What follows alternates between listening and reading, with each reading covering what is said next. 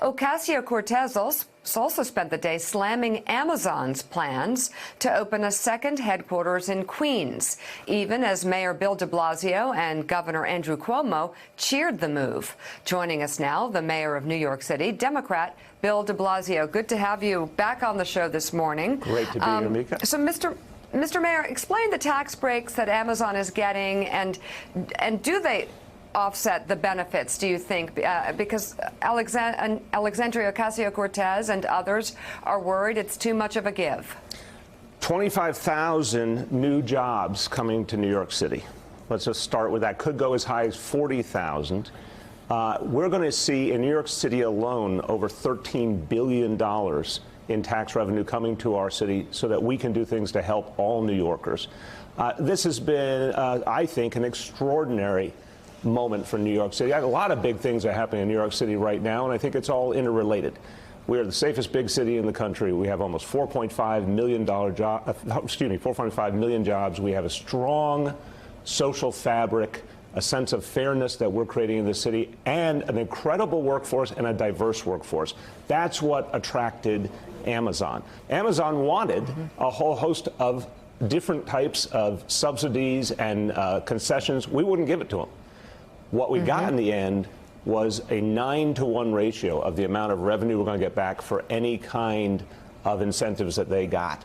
And for this city, that's a 5-borough city, where we want to see the borough of Queens thrive. We want to see people in every neighborhood have opportunity. We want to see people in public housing have chances for jobs. Students who go to our public universities have chances for jobs. This is a boon to have Amazon come in with 25,000, maybe 40,000 jobs, and the way it's going to help our whole technology community grow. I think it's an extraordinary opportunity for New York City. Yeah, you've called this the single biggest economic development deal in the history of New York City. But what is New York giving Amazon? What are the tax incentives, the tax breaks, and the other gives to make this deal happen? So there's a series of automatic incentives that are available to any company that comes into the state.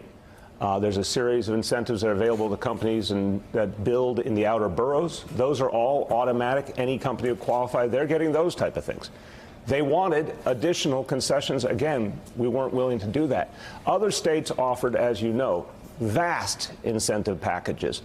But they still ended up coming to New York City because we said, look, this is what you got if you come to New York City. In fact, we're going to ask you to do things. We're going to tell you we need you to build public space for everyone in that community. We need you to give us space for a school. We need to do training programs for folks who live in public housing. The largest public housing development in America is right near this Amazon campus. We want those folks to get jobs, too. Amazon understood that if you're going to come to New York City, you have to live with our values. And in the end, what we're going to see is not only a vast number of jobs, it's by far the biggest number of new jobs this city's ever seen, but you're also going to see an opportunity to create a pathway for a lot of folks who have wanted to get into the technology community. A lot of everyday New Yorkers coming up through our public schools are now going to have a chance, because this is not only going to help build one company, it's going to help build the entire technology community in New York City. So I understand, listen, Mika, the folks who have a concern or critique, I get very upset when I see something that I think is a giveaway to a corporation, like the Republican tax legislation last year. But what this is we drove a hard bargain. We're getting a whole lot more tax revenue back than anything that the city or state are putting in. And we're getting a number of jobs that's almost unimaginable for a single transaction. And we've made clear to Amazon, those jobs need to go to everyday New Yorkers. Those jobs need to go to CUNY students or city university students. Those jobs need to go to public housing residents. As a progressive, I think that's what we're here to do, create economic opportunity for a lot of folks who have not had enough. Well, part of the concern, Mr. Mayor, is about those jobs, because Amazon said the average salary would be $150,000 for these new jobs, which sounds incredible. It sounds great, but a lot of people worry that excludes people like the people you talk about who live in New York City public housing in the area. How does someone, a working class person in Queens, aspire to that $150,000 job, and why aren't they being locked out of the process as they're worried about? Well, I'll tell you something. I've talked to a lot of people in the technology community in this city, and they say when you really look at all the jobs that are available, sure, some are at the $150,000 level, but a lot are, $50,000, $60,000 and above. Those jobs can go to young folks who have just gotten an associate's degree from one of our city university colleges. Those jobs can go to folks who have a 4-year degree. We have an opportunity here to make sure that the doors are open of the technology community. And now let's be clear, on the West Coast, there's been a huge critique that the tech community, which is so strong, has been profoundly narrow. It has not been diverse. It has not been open to all. There's not enough opportunities for women and people of color. This is a city where we have an extraordinarily diverse workforce, and we encourage everyone to have opportunity. I think Amazon coming here is going to also spark the growth of our technology community. I think it's going to send a message. You can have that diverse workforce. You can give opportunity to folks who've been left out and thrive while doing it. So the head of New York City's Employment and Training Coalition says the $15 million promise by Amazon to go into some of the New York City public housing, have job fairs and things like that, is a drop in the bucket, and they believe something that's just symbolic to help close the deal. What do you tell, again, those working class and really poverty line folks who live in Queens about this project and why they will be a part of it and they won't be locked out? So 25,000 up to 40,000 jobs to begin with. That's going to create a lot of other jobs in the surrounding area. We always know this. You bring that kind of economic presence into a community, a whole lot of other businesses build up to support it. A technology community, 350,000 jobs in the whole city. That's going to grow a lot more. This is going to be a consolidating moment. For the borough of Queens, unquestionably, this sends a signal that Queens is now ever more important economic center. That's going to benefit New Yorkers of all backgrounds, all incomes. There's no question in my mind. But here's the other piece. When I tell you we're going to get $13.5 billion in tax revenue in the coming years, we're going to use that to create opportunity. We're going to use that to create affordable housing. We're going to use that to create job training programs that reach hundreds of thousands of New Yorkers ultimately. So I think the important thing to recognize here is a smart government says, we're here to bargain for the people. We need to get a lot back for the people. There's no question in my mind that that's what we're going to achieve here. New York City is already moving in the right direction. We have said we're going to be the fairest big city in America. We're going to make sure there's opportunity for all. This is going to help us do it. If we didn't have them, we would be missing an opportunity to really reach a lot of people. I know Nick has a couple of questions for you. One more from me about the subway. The 7 train, as you know, anybody who lives in Queens and tries to get into Midtown Manhattan every day is brutal. It's crowded. That's a larger problem with the MTA and upstate and everything else about funding the subways. But what do you say if you're adding all these people, all these new residents to the area on an already strained subway system? How is it going to handle that, and why won't it be a further mess over there? So there are some improvements being made to the 7 train. You're right now it is a mess. There's some improvements being made that are going to increase the number of trains. We need a full funding plan for our subway system. We get a chance to do that in Albany this spring once and for all. I have added in my administration ferry service, which is tremendously important. This Amazon campus is right on the waterfront. The ferry is right nearby.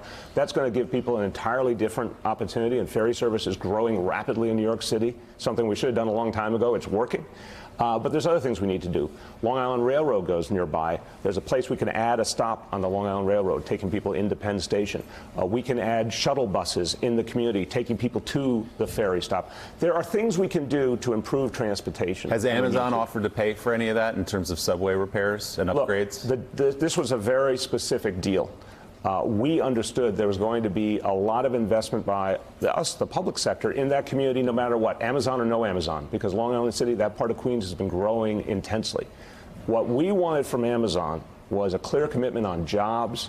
What we wanted was a clear commitment on a variety of things they would do for the community, the job training, the open space, school site, a variety of things. What we're clear about is we're going to get so much tax revenue back. We can apply that, and a lot of the specific property taxes Amazon will be paying will go to the rest of the community to address but nothing some of these specifically needs. Earmarked from them for subway improvements or transportation. As I said, the money that they're paying in taxes, half of that earmarked specifically to surrounding community. That's one of the things we can draw on. So, Mr. Mayor, as you know, in my salad days, I covered City Hall, I covered Albany. I've seen these promises come. I've seen these deals get struck. I saw it with the AMD factory up in the Capital Region, where taxpayers poured $1 billion into that thing and did not get it back. What happens is promises are made, ribbons are cut, politicians get credit. 5-10 years later, when the jobs don't come through, the rules are changed quietly, the people who made the deal are out of power, and there's no accountability. In this case, the City Hall, City Council is being cut out of the process. What can you do, and who will be responsible for making sure that Amazon holds up this bargain in 5 and 10 years when you're out of office? So we struck a binding agreement. If they don't stick to the agreement, it's all off. And that's part of the power of this. I agree with your critique that in the past there were a lot of really loose economic development plans. When our administration came in, we said we're no longer going to do any direct corporate incentives. The things I've talked about here are state and city programs that are pre-existing that anyone can tap into. But Amazon wanted direct support. We said we're not doing that. Legally binding. If at any point they do not fulfill their requirements, all the incentives, all the specifics on the table can be pulled back by the public sector. Clawback provisions. If they don't do what they're supposed to do, we can actually recapture money from them. So this is, I think your critique's great, and I think that mayors, governors have to play hard and make very, very clear if you don't keep your commitments, you're not going to be able to do things. In New York City, we have a very similar reality with affordable housing. We passed a law that said if a developer wants to develop and we have to give them a permit, they have to build affordable housing. If they don't, they are literally not allowed to build on that site. So it's time to get tough. But I also think when you have a deal this good and a number of jobs, we've never seen a jobs deal for 25,000 to 40,000 jobs. If you go look at any kind of other precedent, you're talking about a few thousand jobs. This is an entirely different scale. And you think of the way it's going to transform people's lives. The folks who came up in New York City, and you know New York City well, the folks who live in Queensbridge houses get an opportunity through Amazon. CUNY student gets an opportunity through Amazon. It's going to change their life forever.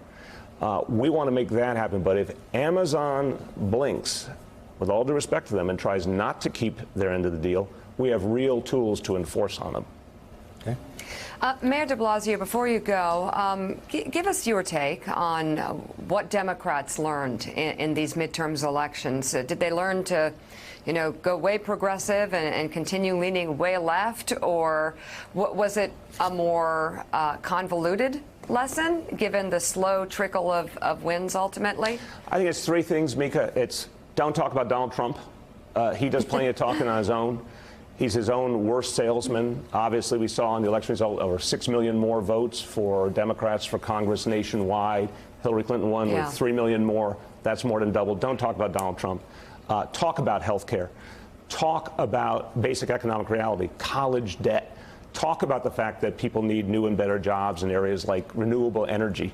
That's what Americans want to hear about, and Democrats really have a huge opportunity to have a clear, progressive economic vision. Make clear we're never going to be the party of the elites. We don't want corporate money for the DNC. We want to repeal that tax break that corporations and the wealthy got and give that money back to middle class and working class Americans. And be blunt about institutional racism, be blunt about pay inequity for women. All of those ideas go together. There's been some that said you have to choose one or the other. Actually, we saw a lot of Democrats talk about all of the above, but not talk about Donald Trump. And those folks did either one or came damn close. And I think we have a clear template for what we need to do in the next 2 years. Mayor Bill de Blasio, thank you very much for being on the show this morning. Thank you, Mr. Mayor. Up next, he's mad as hell, and he's not going to take it anymore. Our conversation with Bryan Cranston, who's returning to Broadway in Network, a play based on the classic 1976 film. Keep it right here on Morning Joe. Thanks for checking out MSNBC on YouTube, and make sure you subscribe to stay up to date on the day's biggest stories. And you can click on any of the videos around us to watch more from Morning Joe and MSNBC. Thanks so much for watching.